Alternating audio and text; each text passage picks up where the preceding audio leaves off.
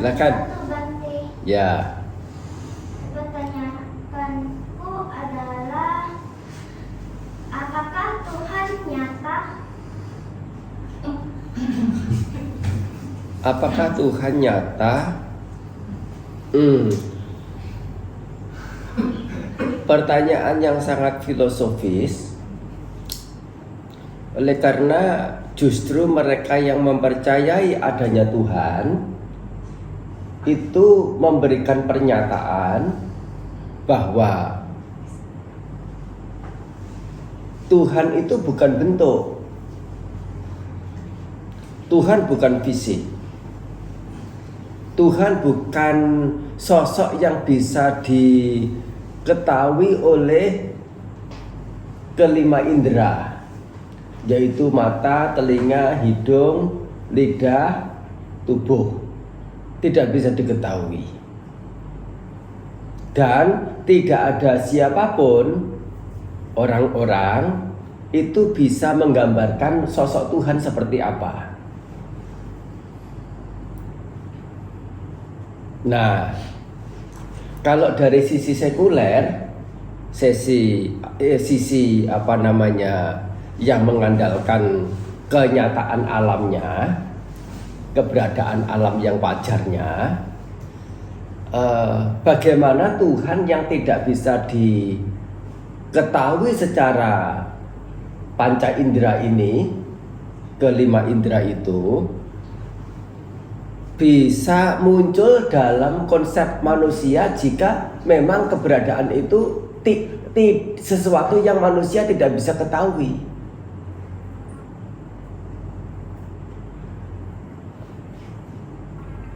Ini pandangan dari sisi sekuler, dari sisi kenyataan ya secara naturalnya ya, tentang dari sisi keyakinan, dari sisi apapun ya, sisi-sisi yang lainnya, yaitu dua hal yang berbeda. Mereka punya keyakinan bahwa melalui dewa-dewa tertentu, kalau menurut saudara kita yang Kristen misalnya begitu ya, mengatakan itu malaikat. Malaikat itu yang memberitahu bahwa Tuhan itu punya begini begitu apa dan sebagainya, punya ciri yang begini begitu apa dan sebagainya, untuk diberitahukan kepada manusia.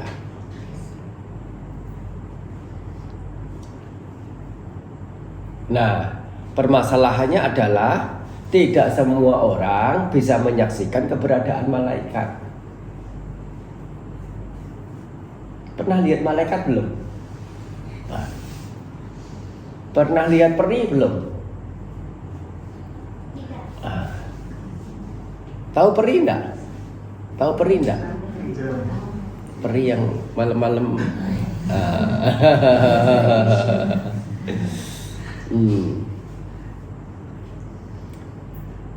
Tapi bukan berarti dimaksudkan malaikat sama dengan peri, bukan, itu hanya contoh saja gitu. Di sini menjadi sesuatu yang untuk secara hukum alamnya, hukum naturalnya begitu,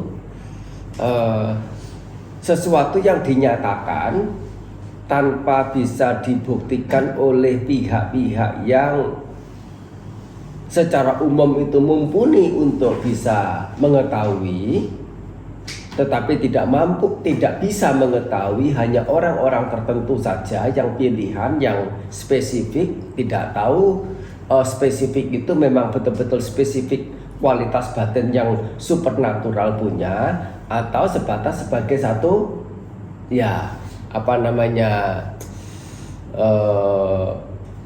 ya pengangkatan dari orang-orang sekitarnya, diangkat, disanjung, dijunjung begitu maksudnya. Ya beliau yang hebat begini, hebat begitu, hebat bagaimana. Nah,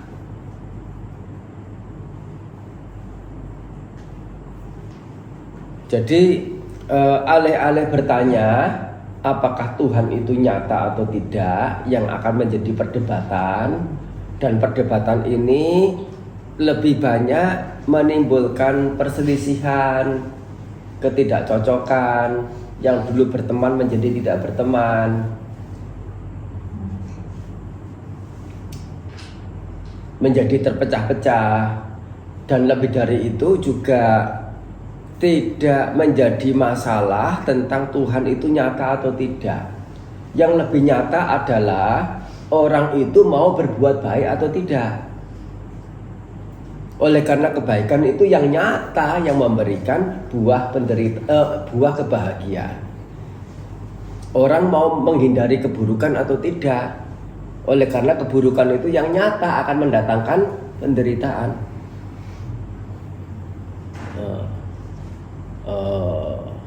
True or right? Hah? Bingung ya? True or right? Same.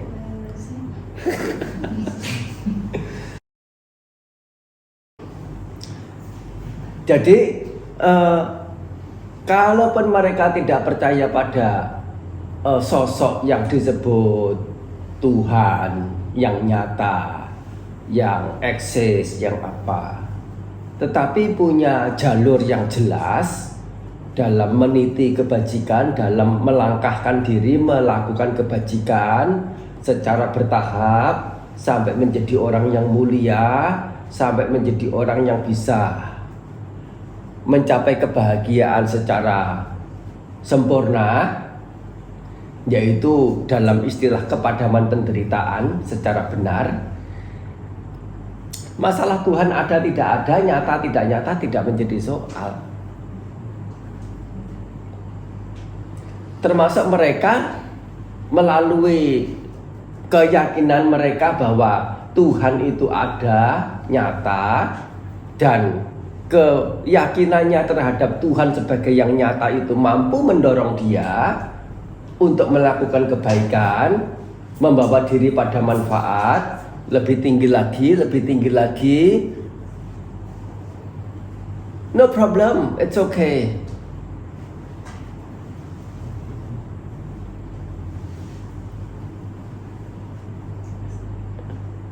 Betul nggak? Nah, jadi pertanyaan filosofis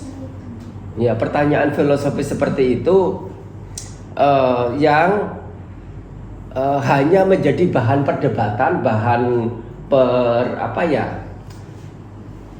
pertengkaran mulut, dan ujung-ujungnya itu adalah saling membenci, saling mencurigai, saling memusuhi.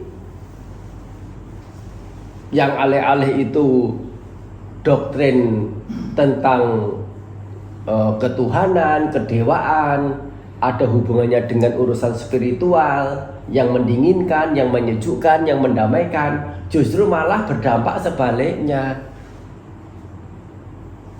Itu akan menjadi fail, akan menjadi gagal.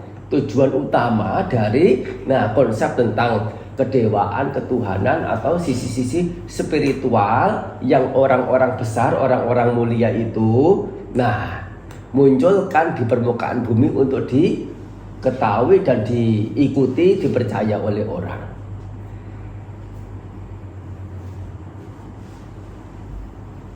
Understand? Little bit.